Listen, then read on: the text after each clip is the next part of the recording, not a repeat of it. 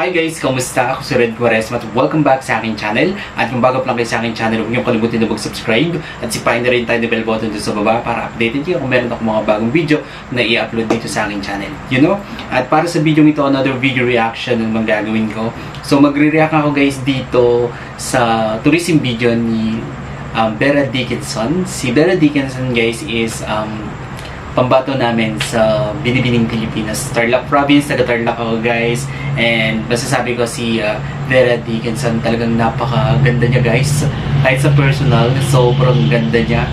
And napakatalino din. Tapos maganda pa yung kanyang communication skills.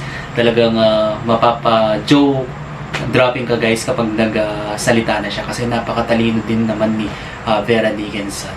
And isa din siya sa most talked na kandidata ng Binibining Pilipinas na talagang ang daming nagkakagusto sa kanya. Talagang puro positive comments yung nababasa ko sa comment section kay Vera Dickinson. Kaya support natin si Vera ng Tarlac Province. Alright, panoorin natin to guys. Tourism video niya. And sobrang excited na ako na mapanood to kayo. Mag-umpisa tayo. Without further ado, let's begin in 1, 2, 3, go. Alright. Okay, bilang tayo ulit guys. 3, 2, 1, go. So, here we go. Tarlac, Malao, Scopo. Located in the heart of Central Luzon, yes, Tarlac Province yan, no? offers a plethora of reasons why it should be included in one's travel itinerary. Yeah. From its rich cultural heritage to its stunning natural landscapes, Yes, Tarlac napuntahan nyo na lahat yan Province has guys. something for every type of traveler. The province is home to several important historical sites and churches, such as the Monastery de Tarlac, Yes, the hindi Sagrada mamalaki Familia namin yan. Parish. Additionally, Tarlac boasts a number of well-preserved ancestral houses that offers a glimpse into Yes, sa Concepcion yan. Tapos sa amin to sa Kapas. Ganda ng Tarlac, no? Tarlac is also rich in local products like wood crafts, handmade durians, and Yes. even foods like sugarcane molasses, or what we call inuyat. Sarap niyan. Inuyat. Ganda, no?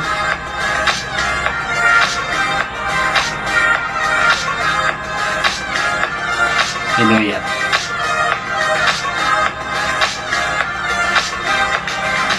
For nature enthusiasts, Tarlac Province does not disappoint.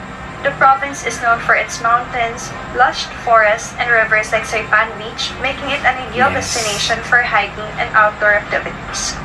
We Tarlaceños are also artistic. We showcase local artists and Yes, art I love crafts in arts. our local And I'm museums, a giving highlight to artist local din. artists and to those who love art.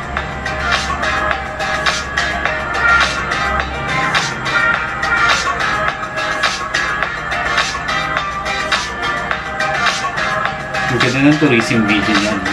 Pinakita talaga yung ganda ng Tarlac.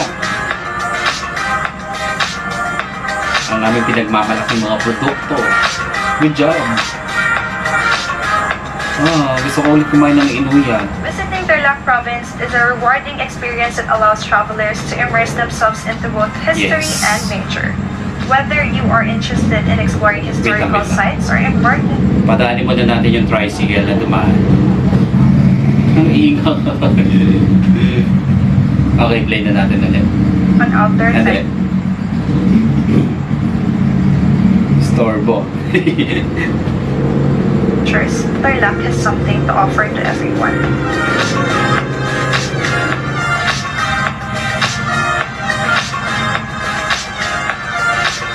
Yung mga churches namin yan. Mga old church. I am Church. Vera Corrine Juan Dickinson, Mga gawang katutubo yan. 34, proudly representing the province of Tarlac. Wow! Tarlac Province!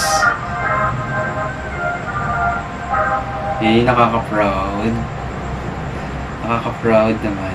Ang ganda ng pambato namin, no? Aminin nyo, maganda talaga yung pambato ng Tarlac, no? Pambato namin. Si Vera kasi taga-Concepcion siya, guys. So, ilang beses ko na siya nakita sa personal, guys. Sobrang napaka bait niya. Tapos, pag nakita niyo sa personal, sobrang ganda niya talaga, guys. Talagang umiilaw yung katawan niya. Gano'n, nag-glow. My God. Pag nakita mo siya, tapos mapapakon ka na lang guys, jaw dropping, sobrang ganda niya. Ganon. So yun na guys, kung gusto nyo ito guys, bigyan nyo ito malaking likes, mag-comment kayo kung meron mga request na video na pwede kong gawin dito sa akin channel. You know, bye!